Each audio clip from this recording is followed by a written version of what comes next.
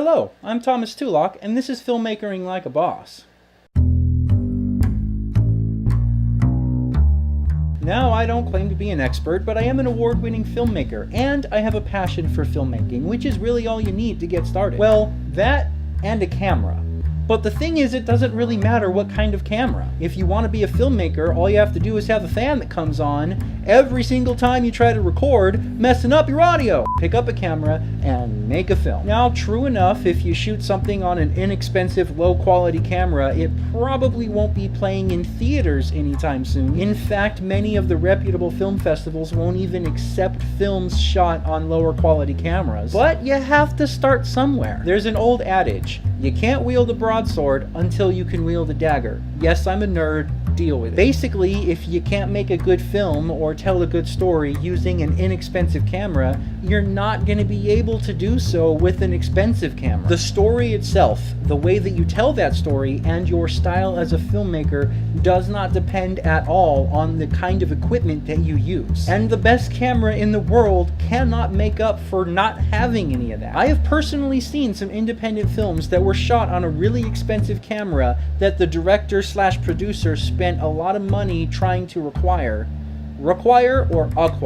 Acquire is the proper word. They tried to acquire it, but they themselves weren't very experienced at making films, and in some cases, this was their first time directing anything, and the film turned out not so good. The thought process being, if I spend the money to rent a red or a black magic, it will look great, so my film will be great. And the problem with that way of thinking is there's so much more to making a film than just how it looks. And on that point, if you're not fluent enough with post-production, you can easily make something that was shot on a fancy, expensive camera look like it was shot on a cheap, inexpensive camera. Now, on the other side of that coin, and I have talked about this before, my award-winning short film, The Ketchup Kid, was shot on a very inexpensive Sony Webby Handycam that only cost me $100, and it went up against films that were shot on much nicer cameras, and it won first place. And I used the prize money to buy the camera that I'm filming on right now. Now, I had spent the time shooting on whatever camera I had access to,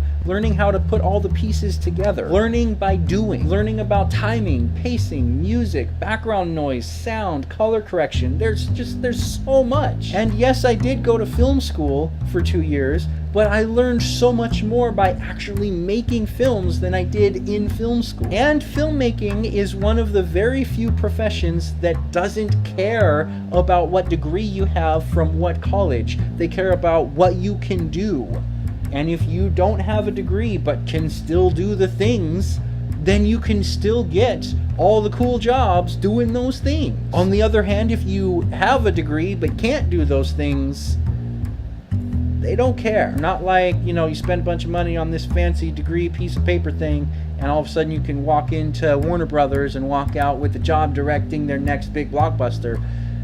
Doesn't work that way. Because I was able to put all those pieces together, even though I shot on a super cheap camera, I still won first place. So don't make the mistake of getting a super expensive camera on your first film and thinking that'll make it a great film. And don't make the mistake of thinking that just because you have an inexpensive camera means your film isn't going to be great. We live in an age where cameras are readily available. In fact, most of us have it on our phones. And we live in an age where the content you create can easily and quickly be shared and seen. Things like YouTube have created a great forum for that. So really, there's no excuse for not doing it. You just have to think about it the right way. And the first film you make probably isn't going to win any awards. My first few YouTube videos were cringeworthy. It took me several years of changing camera batteries like the one that's about to die right now, so hold on a second. Several years of creating cringeworthy content, developing my style before I started creating content that I was actually proud of. And I'm very happy that I didn't waste money renting expensive cameras on my first few short films, because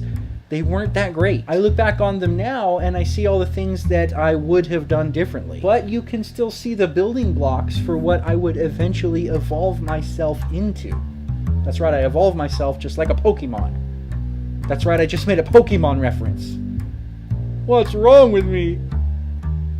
With every project you do, you get a little better. You see what works and what doesn't. And 10 years from now, you'll look back and see how much better you are then because of where you are now. And then once you've developed your style and strengthened your skills and understand how to manipulate every facet of filmmaking confidently, then it'll be worth it to invest in an expensive camera. Think about it like this. You're playing a video game for the first time. You're on level 1.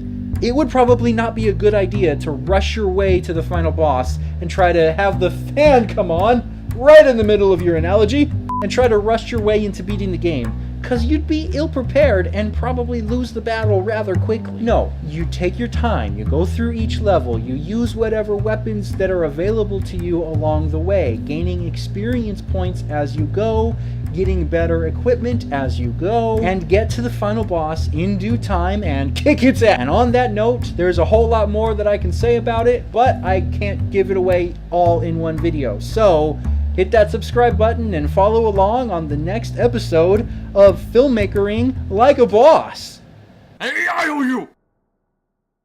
If anyone who's planning on attending San Francisco Comic-Con 2016, my short film Time is going to be screened at the film festival, which means I'll be there, and I hope to see you there. Also, EAGproductions is about to go into production on a pretty big and exciting project, and we could use your help. So go to the link to our Indiegogo campaign and consider helping us out. Thank you for watching the Easily Amused Group, the show that is your Huckleberry.